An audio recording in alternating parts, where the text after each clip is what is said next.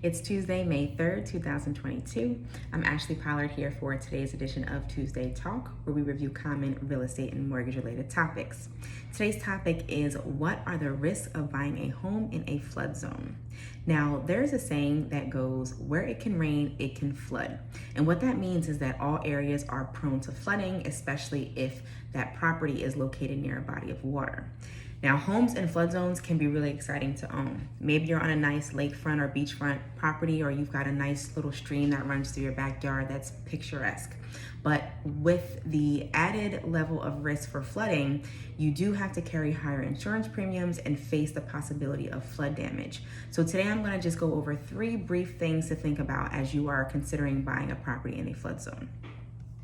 The first thing to think about is that there's a possibility of significant flood damage. If there's a flood caused by a natural disaster like a hurricane or even a heavy rainstorm, you face having to relocate to a new area if your area is completely devastated and you might have to start over, or you might even have to find temporary shelter while your home gets repaired.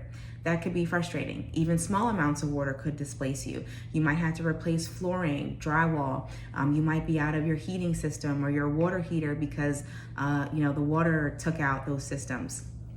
These are going to come with not only the inconvenience, but an additional cost, because you're going to be calling professionals to come in and help you resolve some of these problems to make sure there's no mold or mildew in your basement. This is what happens with flood damage, and it's something that, even though you don't want to happen, you do have to consider if you're going to buy a property in a flood zone. The second thing I want you to think about is that flood insurance comes with a cost. Now, standard homeowners insurance policies, they actually do not cover flood. They just cover your actual home itself. Flood insurance policies are going to be a completely separate thing, and they do tend to be more expensive.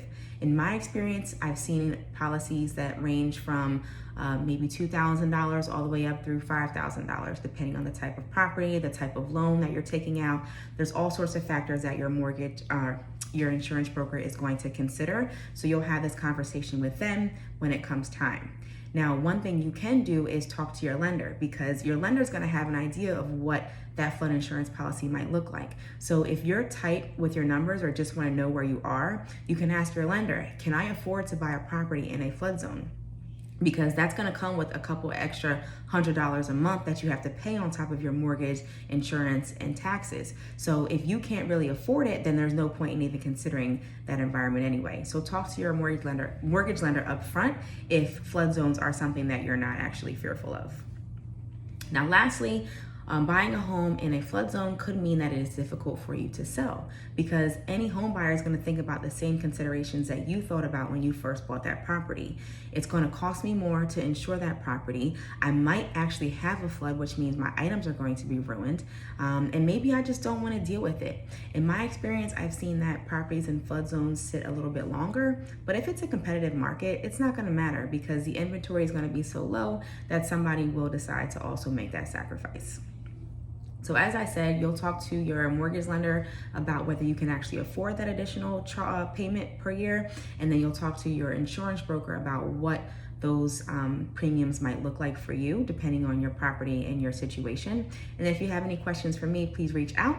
If you need to be connected to any of these professionals, let me know. But thanks for tuning in. If you like this video, please actually like it, share it with anybody who it might be helpful for, and subscribe to my YouTube, because feedback and your support is always appreciated. Thank you for tuning in to today's Tuesday Talk, and I will see you next week. Enjoy the rest of your week, and happy Cinco de Mayo to everybody.